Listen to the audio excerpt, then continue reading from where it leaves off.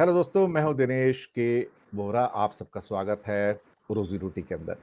दोस्तों, रोजी रोटी एक ऐसा कार्यक्रम है जिसके अंदर हम डिस्कस करते हैं आपकी रोजाना की रसोई की प्रॉब्लम, आपके रोजाना के इन्वेस्टमेंट की प्रॉब्लम, आपके रोजाना की खास तौर से अर्थव्यवस्था से जुड़ी समस्याएं, यानी कि घर गृहस्थी की समस्याएं। पैसा कहाँ से आता है, पैसा कहाँ जाता है, बैंक में पैसा सेव करते हैं, एफडी में सेव करते हैं, कौन से नए तरीके हो सकते हैं, नई तकनीक आ रही है, टेक्नोलॉजी आ रही है, तो उसके हिसाब से हम कहाँ नया इन्वेस्टमेंट कर सकते हैं। दुनिया तेजी से बदल रही है और तेजी से बदलती दुनिया में एक सब्जेक्ट ऐसा जो आज सबको उद्वेलित कर रहा है, ऐसा लगता है कि हर आदमी उससे ऑब्सेस्ड है। नाम है क्रिप्टो करेंसीज। बिटकॉइन का नाम तो आपने सुना ही होगा। तो आज उसके साथ हमारे बहुत सारे विषय और भी हैं, लेकिन सब विषयों को ना चुनकर मेन विषय यही होगा। और बातचीत करने के लिए हमारे अर्थशास्त्री मित्र श्री नयन पारिक जी हमारे साथ मौजूद है। नयन जी, स्वागत है आपका।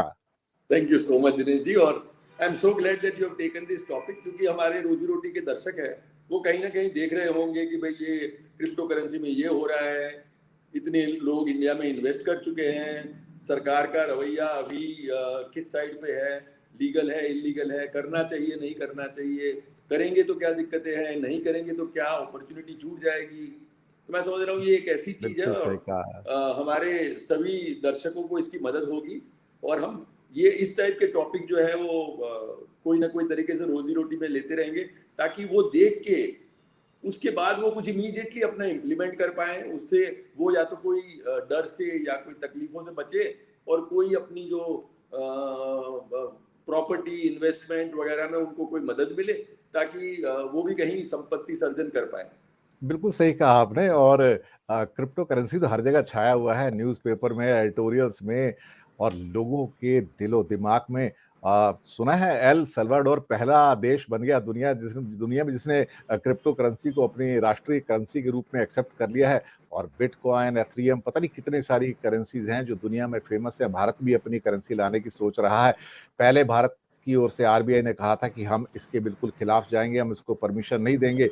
लेकिन लोग इतने बिंदास हैं कि सरकार की सुनने को तैयार नहीं है, धड़ाधड़ इन्वेस्ट कर रहे हैं उसके अंदर। अब ये नहीं समझ आता कि इसको करेंसी ट्रीट किया जाए, एसेट ट्रीट किया जाए, इन्वेस्टमेंट ट्रीट किया जाए, किया क्या जाए अल्टीमेटली इसके अंदर। और इसकी लीगैलिटी क्या है, इलीगैलिटी क्या है, बहुत सारे इश्यूज हैं मेरे पास जिसके ऊपर मैं डिस्कस करना चाहता हूं। तो आज का ये पूरा का पूरा अंक एक टेल पीस को छोड़ के सारा का सारा क्रिप्टो करेंसी को समर्पित है। नयन भाई, सबसे पहले आम जनता को बताइए क्रिप्टो करेंसी है क्या। इतनी भारी मात्रा में उन लोगों ने इसमें इन्वेस्ट कर दिया है और वो करोड़ों में लोग हैं। अब वो लाखों और मिलियंस में नहीं है, करोड़ों करोड़ों में है। ये हो क्या रहा मैं है, जरा समझ रहा हूँ कि बताइए। बिल्कुल क्रिप्टो करेंसी का हम यदि पर्सपेक्टिव में समझे, तो जो शेयर बाजार में हमारे यहाँ इन्वेस्ट करते हैं और जितने हमारे यहाँ डिमेट अकाउंट है, उससे हमारे ज्यादा इन्वेस्टर्स क्रिप्टो करेंसी में हैं। तो एक बार क्या समझ बात है। लीजिए कि यदि हमारे शेयर मार्केट लीगली रिकग्नाइज्ड है और शेयर मार्केट में इतनी एक्टिविटी हो रही है और उससे यदि लोग फायदा पा रहे हैं, तो 10 करोड़ आज की तारीख में इंडियन इन्वेस्टर्स है जो कि क्रिप्टो करेंसी में पैसे डाल चुके हैं। 10 और करोड़ 10 करोड़ लोग ऐसे हैं जो कि क्रिप्टो करेंसी में अपना इन्वेस्टमेंट कर चुके हैं। सर, और मेरा इंडिया का नंबर नहीं है इन्वेस्ट 10 करोड़ में अभी तक। सर, मेरा नंबर नहीं है 10 करोड़ में अभी तक। और मेरा है, क्योंकि मैं कुछ भी बात करने से पहले ये पक्का करता हूं कि मैंने खुद किया हो, ताकि क्या आप you don't preach something which you have not done yourself. तो इसीलिए मैं मैं भी कह रहा हूं कि मैं, मैंने मैं भी इन्वेस्ट आपके किया पीछे हुआ ही है, चलता हूँ। और मैं मैं जो आप जो दिक्कतें उसमें जो मैंने पाई है वो शेयर करूंगा, जो जो मुझे उसमें साथ में लगा है कि अच्छा है वो शेयर करूंगा। पर मैं कोई भी चीज किसी के साथ बात करने से पहले या किसी को एडवाइस करने से पहले मानता हूं कि मैं खुद ये करता हूं कि नहीं, ताकि कोई ये ना कहे कि आपने मुझे तो उसमें धकेल दिया और आप तो अपना बाहर किनारे पर रहे, हम लोगों को समंदर में डाल दिया और देखो ये हम लोग डूब रहे हैं। तो ये पहले तो ये है कि बताइए पहले खुद जाएं, बताइए ये खुद है देखें। क्या, ये पहले बताइए। चिड़िया का किस चिड़िया का नाम है सर? क्रिप्टो करेंसी है क्या सर? देखिए, वो जो ब्लॉकचेन से एक हम लोग क्रिप्टो करेंसी की जो बात कर रहे हैं, वो यदि सरल भाषा में लोगों को समझाएं, तो जैसे हम रुपया या डॉलर या यूरो कोई माध्यम को यूज करते हैं वैल्यू को ट्रांसफर करने के लिए। आज मुझे कुछ चाहिए दिनेश जी से, चाय, तो मैं सामने उनको रुपया देता हूँ। जी। रुपया क्या है? एक पेपर का टुकड़ा है और कुछ नहीं है। उसमें तो और वैल्यू नहीं। 2000 रुपए का पेपर का टुकड़ा आप कहीं दे के जाएंगे बाहर, तो आपको 2000 रुपया उसमें वैल्यू नहीं है, वो 100 रुपये का बड़ा मुश्किल से वैल्यू होगी, वरना जाओ तो रद्दी में तो आपको उसका इतना भी पैसा न मिले। ना तो ना व्हाट ना। इज इम्पोर्टेंट इसकी वो रुपए के पीछे सरकार का प्रॉमिस है कि मैं इतनी वैल्यू आपको डिलीवर करूंगा।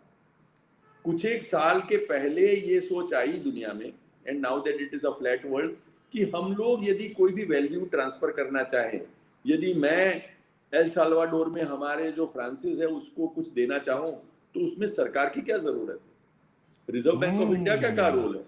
उसमें देशों के लिमिटेशन क्यों हो?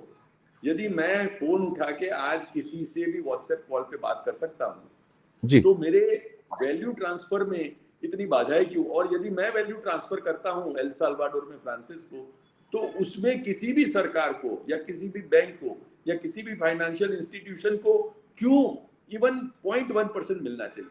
जो भी मैं वैल्यू कर रहा हूँ वो पूरी वैल्यू ट्रांसफर हो, इमीडिएटली ट्रांसफर हो, स्पीड से। अभी मैंने किया और क्लिक के बाद आपके less than a minute it should be there, जी। और उसमें किसी भी इंटरमीडियरी का इन्वॉल्वमेंट ना हो, किसी भी इंटरमीडियरी को एक पैसा ना मिले, और फिर भी आपका जो ट्रांजैक्शन है वो बिल्कुल सिक्योर रहे बाय टेक्नोलॉजी।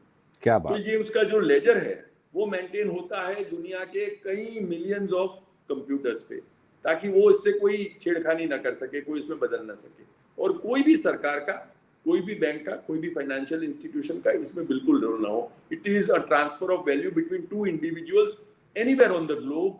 उनके देश की सरहदें उनको कहीं रोक ना पाए, उसके कोई रेगुलेशन उनको अप्लाई ना हो, और इमीडिएटली वैल्यू ट्रांसफर हो। ये एक कॉन्सेप्ट है, और कॉन्सेप्ट एक बहुत ही मतलब आज की जो हमारी समाज की व्यवस्था है उसको बिल्कुल अनुरूप है, कि हमारे यंग लोग जो है वो उनके पास ज्यादा वक्त नहीं है, उनको at the click of the button अपनी जो भी वैल्यू है वो ट्रांसफर करनी है, उनको किसी को इंटरमीडियरी को पैसा नहीं देना है, और वो टेक्नोलॉजी पे विश्वास करते हैं। जितना मैं और आप टेक्नोलॉजी पे विश्वास नहीं करते हैं, इतने ही हमारे बच्चे आप देखें तो टेक्नोलॉजी पे सब कुछ चीज करने लगते हैं। बिल्कुल बिल्कुल।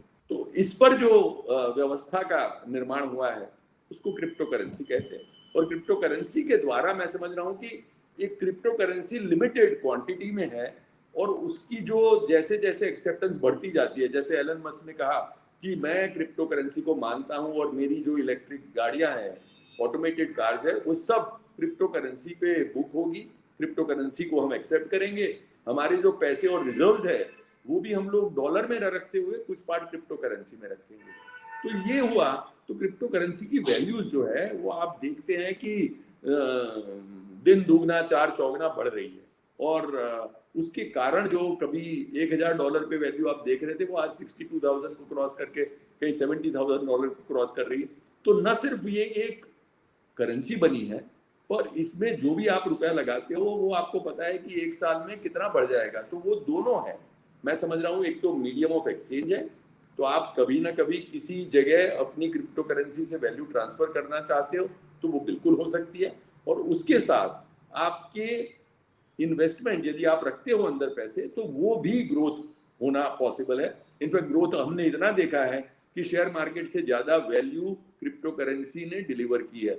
दो, एक ये ऊपर नीचे जाने वाली वॉलेटाइल जो किस्म की इन्वेस्टमेंट है, पर इंडिया के लोगों ने तो इसको इतना अपनाया है कि 10 करोड़ लोग, और मैं समझ रहा हूं कि आप ये जानिए कि 6 लाख करोड़ का टोटल इन्वेस्टमेंट है, तो एवरेज इन्वेस्टर की साइज जो है वो ₹1,00,000 से कम है। 60,000 rupees is average investment that each one of us has done in crypto currency. तो ऐसा नहीं है कि सिर्फ बड़े लोग हैं, ऐसा नहीं है सिर्फ करोड़ों में किया है इन्वेस्टमेंट। और आज की तारीख में जो हम सिस्टमेटिक इन्वेस्टमेंट प्लान बोलते हैं, SIP, जो कि आप इक्विटी में इन्वेस्ट करते हैं, ऐसे ही 100-100 रुपए के SIP के द्वारा आप क्रिप्टो करेंसी में अपना इन्वेस्टमेंट कर सकते हैं, और वो जो एक यहाँ नई चीज आ रही है वो धारा में अपने पैर डुबो के you can take a first hand experience कि ये कैसे लगता है आपको। सर अगर मैं एक नया आदमी हूँ, मुझे कुछ नहीं पता, मैंने सिर्फ नाम सुना है क्रिप्टो करेंसी का, और एक आधी चीज बिटकॉइन या एथरियम या एथीरियम कुछ ऐसा नाम है, नाम इथेरियम, हाँ सुना है। हाँ। मुझे सुनने में आया है कि ये बहुत सारी ऐसी करेंसी हैं,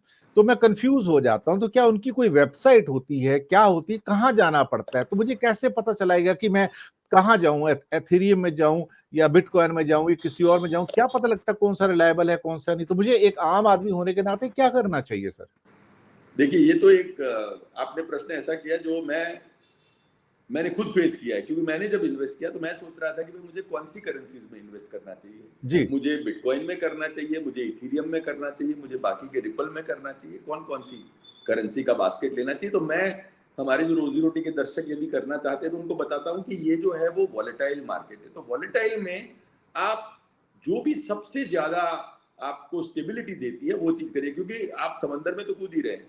अब उसमें भी पहली ऐसी लहरों में मत उलझिएगा जहां की सबसे ज्यादा कंपन आने हैं।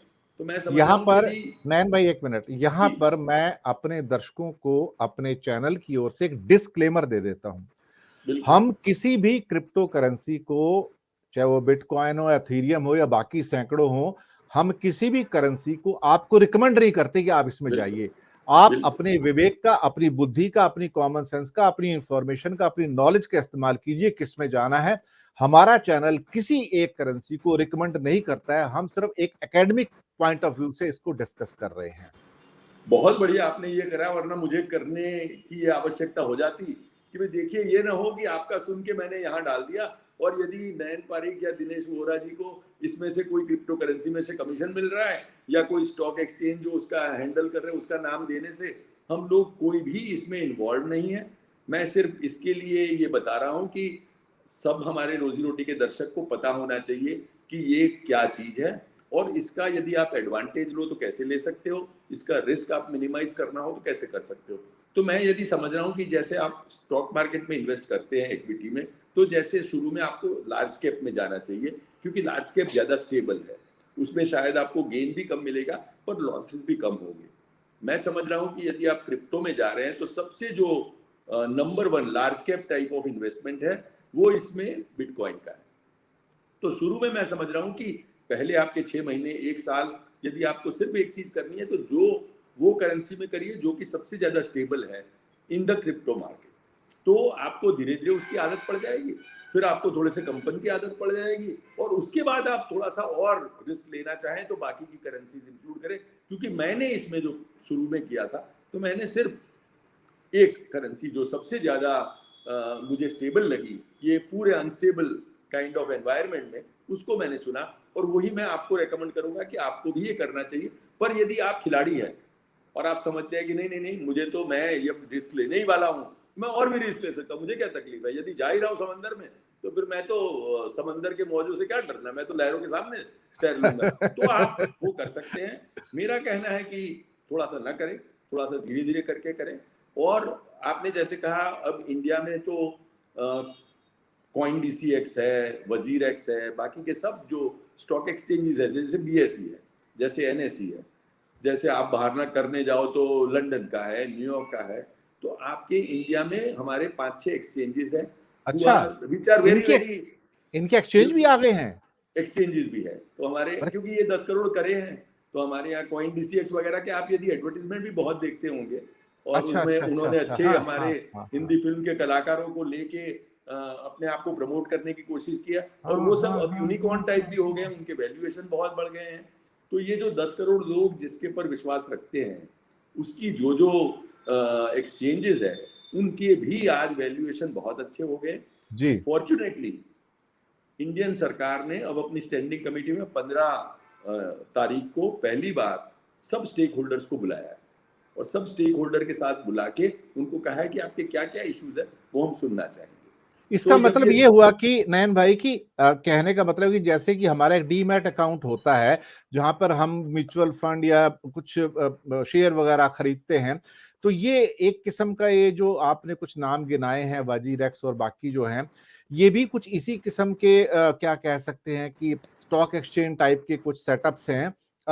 और वहां भी अपने एक रिस्क फैक्टर होते हैं, जैसे म्यूचुअल फंड में कहा जाता है कि म्यूचुअल बिल्कुल फंड तो सही है लेकिन उसके साथ रिस्क फैक्टर को पहले देख लीजिएगा। हर जगह पे एक रिस्क फैक्टर तो होता है इन्वेस्टमेंट के अंदर। तो आपका मतलब है कि यहाँ पे रिस्क फैक्टर देख लें और फिर उसके बाद आगे बढ़ें कि क्या करना है, क्या नहीं करना है। बराबर बात है ना? बिल्कुल इनफैक्ट मैं आपसे अपना एक्सपीरियंस शेयर करूंगा कि हम लोगों ने जब एक बार अपने एक्सचेंज में पैसे ट्रांसफर किए तो हमारी बैंक से वो एक्सचेंज को हमने उनके अकाउंट में पैसे ट्रांसफर किए तो उसके बाद उसमें बैलेंस दिखाई नहीं। हाँ, हमने हाँ। उसमें अपना 10 लाख रुपए डाल दिए और वहां जो है वो लोग क्रेडिट नहीं दिखा रहे हैं, हमारे अकाउंट में बैंक ने बोला कि भाई इनके अकाउंट में डेबिट हो गया है। हाँ हाँ एंड अब ये सब एक्सचेंजेस ऐसे हैं जो कि सिर्फ नेट पे चलते हैं, तो उसमें जी आपको कोई फोन नंबर ना मिले, कोई नाम ना मिले, जी तो वहां दिनेश भाई को कांटेक्ट करना है, नयन भाई को कांटेक्ट करना है, ना कोई नाम, ना कोई नंबर, ना कोई एड्रेस, ना कोई पता, सिर्फ आप एक्सचेंज पे जो ऑपरेट करते हैं वो ऑनलाइन ऑपरेट करते हैं।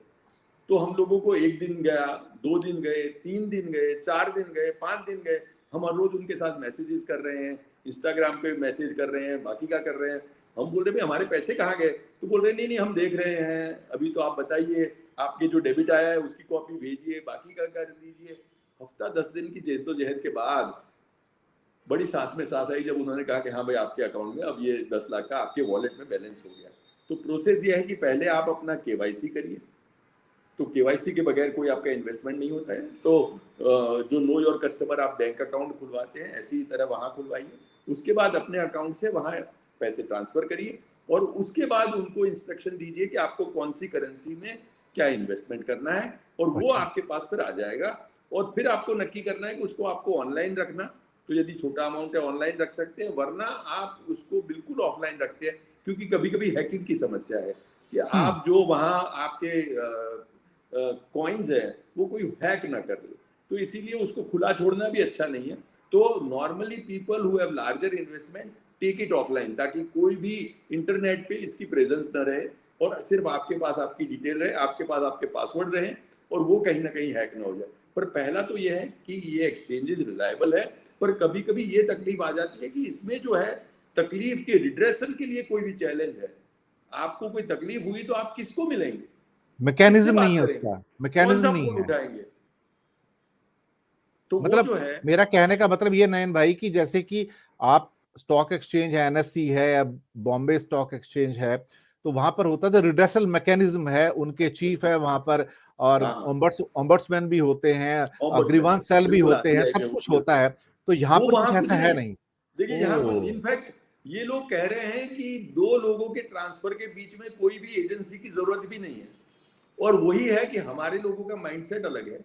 तो हम लोग समझते हैं कि भाई कोई ना कोई ऐसी रिड्रेसल होनी चाहिए, और मैं समझ रहा हूँ कि होनी चाहिए हमारे खुद के अनुभव से भी। और जो अभी 15 तारीख को मीटिंग है उसमें ये भी इश्यूज है कि हम लोग ट्रांसपेरेंसी कैसे लाएं, इसमें टैक्सेशन कैसे हो। तो हम लोग सोच रहे थे कि इसका टैक्सेशन कैसे होगा, तो टैक्सेशन में भी अभी तो ये समझ में आया है कि उसका पूरा आपको जो भी नॉर्मल आपके बिजनेस पे या इनकम पे 30% लगता है वो पूरा टैक्स लगेगा, क्योंकि उसको इन्वेस्टमेंट ट्रीट करे, उसके ऊपर जीएसटी होगा कि नहीं, उसके ऊपर इनकम टैक्स क्या लगेगा।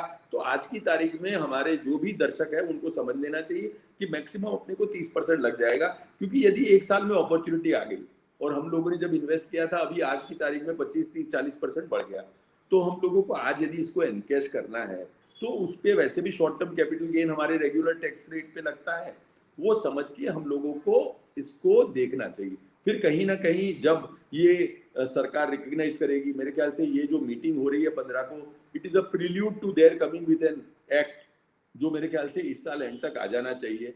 और ये हम समझ रहे हैं कि एक बार एक्ट आ जाए उसके बाद इसको थोड़ी सी एक लीगल स्वरूप मिल जाएगा, उसमें रिड्रेसल की भी बात आ जाएगी, उसमें बाकी के भी जो भी हमारे स्ट्रक्चर है वो बन जाएंगे।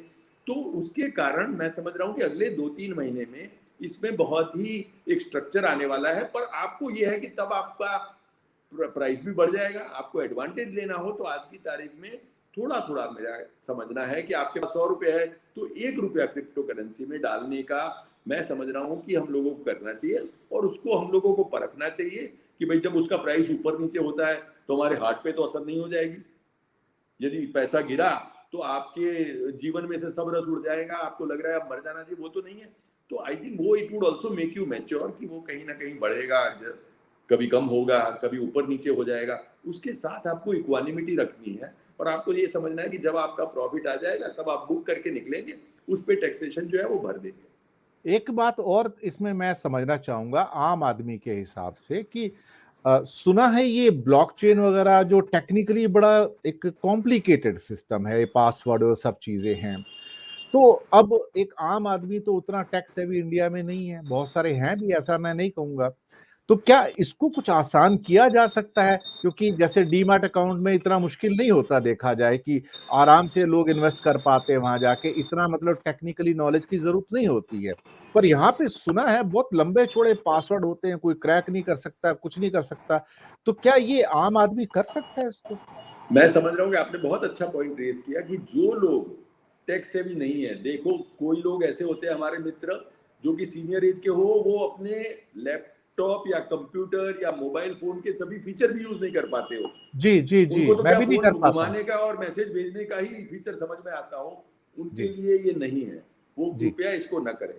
आपके यदि समझ में आता है टेक्नोलॉजी को, आप एम्ब्रेस कर सकते हैं, क्योंकि एक बार इसमें से आपका पासवर्ड कहीं जरूरत चला गया, मेरे तो खुद के पासवर्ड मैं भूल जाता हूँ, तो मेरा सब क्रिप्टो करेंसी का कारोबार जो है वो मेरा बेटा संभाल रहा है, who is more tech savvy than me. तो आप यदि कोई यंगर जनरेशन आपके साथ हो तो उसको सौंपिए। उनके लिए ये क्या आम बात है, मुझे और आपको मैसेज भेजने में थोड़ा सा टाइम लगता है, और ये जनरेशन तो मैसेज पे ही बड़ी और पली हुई है, तो उनको क्या मैसेज इमीडिएटली हो जाता है, वो लोग समझ लेते हैं पूरी टेक्नोलॉजी को। तो मैं समझ रहा हूँ कि यदि आप टेक्नोलॉजी सेवी नहीं है तो अभी 1-2 महीना रुकिए। Let the parliament act pass, let there be a provision, let there be a structure, let there be a legal way of addressing everything, उसके बाद आप जाइए। अभी थोड़ा रुकिए, क्योंकि अभी तो कुछ एक लोगों के जिनके पासवर्ड उनसे खो गए, उनके करोड़ों रुपए के बिटकॉइन और बाकी की जो कॉइन्स है वो बिल्कुल यूजलेस हो गए, वो सिस्टम में चले गए, उसका कोई अता पता नहीं मिला, they have lost all their money. तो यदि आपको लगता है कि आपसे कोई बड़े लंबे चौड़े पासवर्ड नहीं संभल पाएंगे तो मत करिएगा, क्योंकि ये पासवर्ड गया, आपके सब पैसे गए। ये वर्चुअल मनी ऐसा है कि आप कभी भी करेंसी नोट की तरह इसको देखने वाले नहीं है। यदि ये नहीं रहा नहीं रहा, आप इसको जब अपने अकाउंट में ट्रांसफर करेंगे तभी उसको एक रुपए के बैलेंस के फॉर्म पे पाएंगे, वरना इट इज वर्चुअल। तो वर्चुअल संभालने की हमारी टैक्स से भी यदि हम लोग नहीं है तो किसी यंगर जनरेशन को इन्वॉल्व करिए, या वेट करिए एक बार सरकार का रंग रूप नक्की हो जाए, इसके पूरे प्रावधान बन जाए। देखिए चाइना ने, और चाइना में मेरे ख्याल से 2 साल पहले बिटकॉइन में जो एनर्जी का यूज होता था उसका 50% plus energy use was in China. In fact, 75% of energy use was in China. China cracked down on this completely. अभी मेरे ख्याल से ये मार्च तक, ये एनर्जी यूज़ क्या होता है सर? क्योंकि ज़रा ये आम आदमी के कंप्यूटर हिसाब जो से चलते बताइए। हैं, जो हाँ, हाँ। ब्लॉकचेन में कंप्यूटर चलते हैं, और जी, उससे इनफैक्ट जो कंप्यूटर मेंटेन करते हैं उनको एक बिटकॉइन माइन करने की भी अपॉर्चुनिटी होती है। पर मैं अभी इसको हमारे अगले एपिसोड के लिए रखता हूँ, ताकि ठीक है। एटलीस्ट एक सिंपल लोगों को पता लगे। एंड जी, परहैप्स हमारे जो रोजी रोटी के देखने वाले हैं वो अभी कभी माइन और माइनर की कैटेगरी में नहीं जाना चाहेंगे, पर उसको हमारे 2-3 एपिसोड के बाद मैं समझ रहा हूँ कि हमको लेना भी चाहिए कि कैसे जी, माइनिंग जी, होती है जी, जी, और जी। कैसे mining is getting more difficult. पर अभी उसको ना ले। तो मेरा ये कहना है कि energy use is the basic kind of challenge of crypto currency. तो चाइना में इतनी प्रेजेंस थी, और उसके बाद क्रैकडाउन के बाद China has taken totally anti crypto currency position, and therefore I think China में तो बड़ा मुश्किल हो गया, पर that could also be an advantage for India. तो इसलिए मैं समझ रहा हूँ कि हम लोगों को इसको एक अलग तरीके से देख के, रोजी रोटी के जो भी हमारे दर्शक हैं, वो मैं समझ रहा हूँ कि ये एपिसोड के बाद इसको देख लें, और थोड़ा सा जो भी सवाल है वो भी नेक्स्ट एपिसोड तक रख दे, और फिर नेक्स्ट एपिसोड के बाद थोड़ा सा अपना पैर उसमें डुबो के यदि देखना चाहें, तो I would like to encourage them कि ये जो जो नई चीजें हैं, जो जो नए इन्वेस्टमेंट एवेन्यू है, उसमें आपकी नेटवर्थ के 1% डालना चाहिए, उससे ज्यादा नहीं। 100 रुपया है तो 1 रुपए से ज्यादा मत डालिए, पर देख के उसको हैंडल कर लीजिए। आपकी risk taking capability is a must. मेरे ख्याल से रिस्क के बगैर रिवॉर्ड नहीं है। तो आप कौन सा रिस्क कितना ले सकते हैं वो आपको नक्की करना है, पर not taking any risk in life is very risky, तो इसलिए वो तो करना ही नहीं चाहिए। लगता है मेरे जैसे लोग तो उसी में आएँगे जो बेचारे अभी भी पुराने बैंक वाले और बैंक के अंदर ही चले जाते हैं और कहीं और जाते नहीं, सीनियर सिटीज़न हैं, तो क्या करेंगे? चलिए ठीक है, अपनी-अपनी मजबूरी है। तो ये बड़ा अच्छा आपने बता दिया, तो इसका मतलब ये हुआ कि सरकार हो सकता है कि शायद क्रिप्टो करेंसी को पूरी तरह से बैन ना करे, रादर रेगुलेट करे, ऐसी संभावनाएँ भारत में बन रही हैं, बहुत बड़े बहुत लोगों की संख्या को देखते हुए। दोस्तों हम जैसे कि नयन भाई ने कहा है कि क्रिप्टो करेंसी के ऊपर कुछ एपिसोड करेंगे ताकि पिक्चर क्लियर होती जाए आपके लिए। आज उसका एक आप एक तरह से कह सकते हैं कर्टन रेज़र था। तो आपके सामने बताया गया कि ये क्रिप्टो करेंसी किस बला का नाम है। और आने वाले दिनों में इसके जो बाकी कुछ इंट्रिकेट चीजें हैं वो भी आपको बताई जाएंगी, और वो नयन भाई ही आपको बताएंगे, क्योंकि क्या एक हिंदी में एक शब्द आता है भुक्तभोगी। भुक्तभोगी का मतलब होता है कि जो व्यक्ति उसके अंदर है, यानी कि जो उसको यूज करता है। यानी कि जैसे कोई व्यक्ति अगर शेयर खरीदता रहता है, बेचता रहता है, डीमैट के अकाउंट से, तो उसको ज्ञान रहता है इन चीजों का कि ये क्या चीज है, स्टॉप लॉस किसे कहते हैं, ये छोटी छोटी जो टर्मिनोलॉजी होती है ये उनकी समझ में आ जाती हैं। ऐसे ही हम भी आप तक इन चीजों को क्रिप्टो करेंसी में समझाने की और लाने की कोशिश करेंगे। चलिए, ये तो अच्छा हो गया। एक छोटा सा एक टेल पीस लेते हैं जाने से पहले। इन्फ्लेशन के फिगर आ गए पिछले महीने के, जो 4.48 है, 3.1% से बढ़कर, और आईआईपी की ग्रोथ जो है डाउन हुई है। तो ये नयन भाई चक्कर कुछ समझ नहीं आया। 4.48 की ग्रोथ सिर्फ टोटल इन्फ्लेशन, और जबकि अक्टूबर का महीना देखा जाए तो पिछले 2-3 सालों में सबसे ज्यादा इन्फ्लेशन का महीना, सबसे ज्यादा महंगा महीना, सबसे ज्यादा पेट्रोल डीजल की कॉस्ट बढ़ी। कम तो नवंबर में हुई, एलपीजी की कॉस्ट बढ़ी, इसके साथ में सब्जियां, दालें, मार्केट में हर चीज महंगी हुई। ये हमारे इंडेक्स, ये कौन सी दुनिया के इंडेक्स हैं सर, जो अब तो रिफ्लेक्ट ही नहीं कर रहे हैं। मैं तो इनको अब सही मानने का मेरा मन नहीं मानता अब इनको, कि ये पिक्चर नहीं दे रहे हैं सर ये तो। मेरे ख्याल से हमारे जो भी रोजी रोटी के दर्शक हैं वो, महंगाई ऐसी चीज है, मैं समझ रहा हूँ कि उसको आंकड़ों से या कोई ऐसे सीपीआई इंडेक्स से, बाकी की चीजों से देखने की जगह हर रोज संवेदना से महसूस करने की चीज है। यदि आपको खुद को उसकी चपत कम है, ज्यादा है, वो अलग बात है। पर जो भी इंसान आज बाहर कहीं कुछ खरीदने जाता है, और मैं आज अपने माली से बात कर रहा था, and he was telling me कि साहब 4 बजे की चाय मैंने बंद कर दी है, क्योंकि बोले अब इतनी महंगी हो गई है सब चीज़ें, कि मैंने सोचा कि भाई ये अब 4 बजे वाली चाय, और मैंने कहा तुम आए हो तो चाय पियो। इसे मैं पीता भी नहीं हूँ, क्योंकि वो आप तो एक बार पिलाएंगे, मुझे इसकी आदत हो जाएगी। तो जो महंगाई है उसके जो अलग अलग रूप है, उससे और उससे बचने के लिए हर कोई इंसान, स्पेशली जो थोड़ा सा लिमिटेड रिसोर्सेज वाला इंसान है, वो अपने रास्ते खुद ढूंढ लेता है, कोई ना कोई तरीके से अपनी ज़िंदगी को एडजस्ट करता है।